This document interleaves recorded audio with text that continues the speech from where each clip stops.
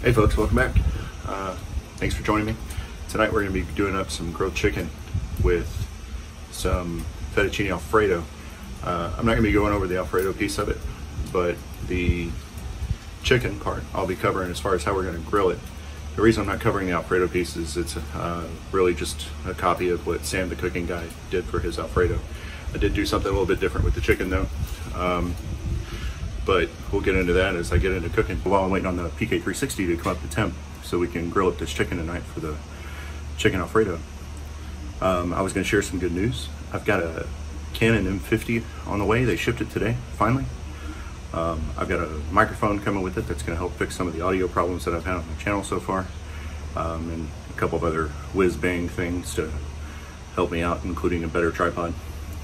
So I'm looking forward to giving you guys some better quality as far as what we're going to, and some really good food. So looking forward to it.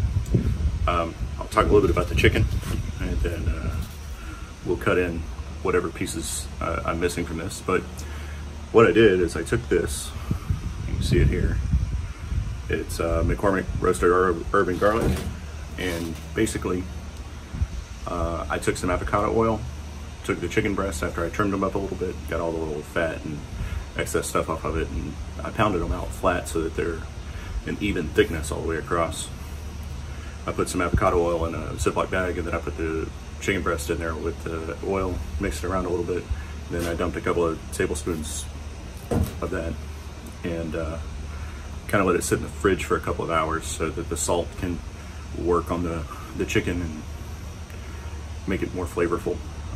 Another thing with cooking chicken that way is that if you need to slice it up like we're going to do for the alfredo, having it pounded out evenly and where it cooks evenly all the way across is ideal for slicing it. So we'll show you some of that when it's done. In the meantime, like I said, we're going to wait on this to come up to temp and go from there. All right, folks, so just so you can see what I'm talking about with the chicken, let me show you. I got the tongs here, but I put some of the seasoning into these Ziploc bags, and you can see it's done pretty good, and these are all flattened out and everything. So we're gonna put these on the grill and get some good looking marks on them. Let me get you guys set up over here so you can see what I'm doing. All right, folks, listen to that. Get some nice sizzle on these.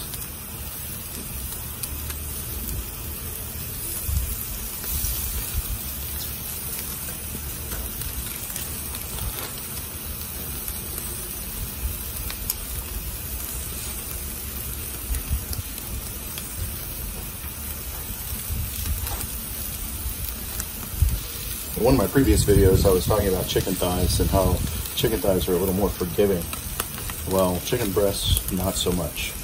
They'll dry out really, really quick if you're not careful. So you got to keep an eye on them. These are almost ready to flip already. And then we're going to move them over here to the cooler side and then just let them cook.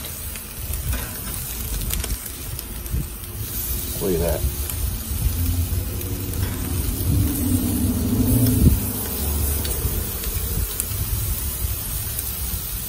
That is amazing. So you'll also notice that when I took the chicken out of the bag, I used the tongs. I didn't touch it with my hands, which was good because I hate having to wash my hands every 10 seconds playing around with chicken. Something else is typically you'll be wanting to leave these for, I don't know, roughly a minute, minute and a half, depending on how hot the fire is, how close the coals are to your chicken. So it's important that you keep checking it. Make sure that you don't burn it. Something else is that since I'm kind of limited in room with how big these are, they were flipped in the same spot. Normally you'd want to move them to a different spot that isn't cooled down by the meat when it touched the grates. As you can see, that one looks pretty good. We're going to put that right there.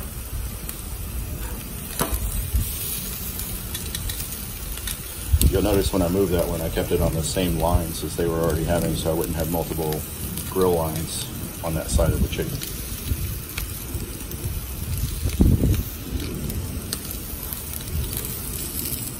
So you can see that, it's pretty good.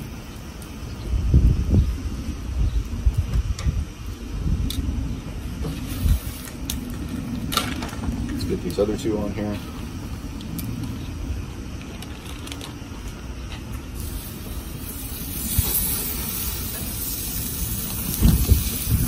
Now the reason it's flaring up like that is because I used avocado oil. The reason I used avocado oil is it's neutral and it has a really high smoke point. So unlike olive oil or whatever, it's not just going to burn off, which helps preserve some of the flavor of the meat. You'll notice these two have to go a little closer together towards the center of the fire because that's where the hot zone is. But once they get flipped and move over here, they're just going to cook naturally and we won't have any problems. So anyway, you see how it's done. It doesn't take very long, and whenever these are finished, we'll come back and I'll show you the finished product. All right, guys, I just finished temp checking these. They're about 162-ish. With carryover cooking, they should be plenty good to eat with no problems. If you guys want to see the final product here.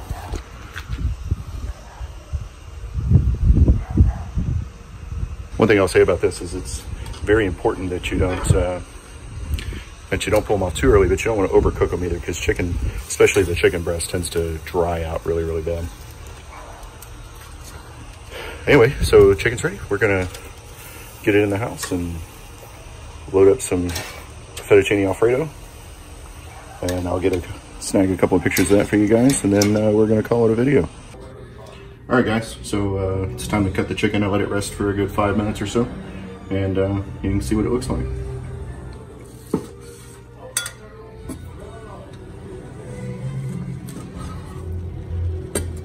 I'm trying to cut across the grain. Look at that.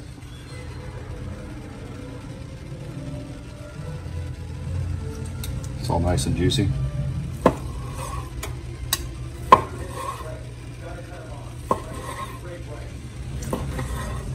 If you recall in one of my other videos, you'll see this knife is very, very sharp and great for doing this kind of thing.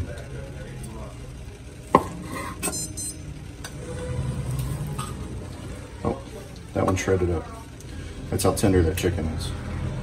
So there you have it, folks. That's what the grilled chicken looks like. Hey guys, I really hope you enjoyed this video. Please take the time to like, share, subscribe. Like I said, I'm trying to grow my channel and I would really appreciate the help.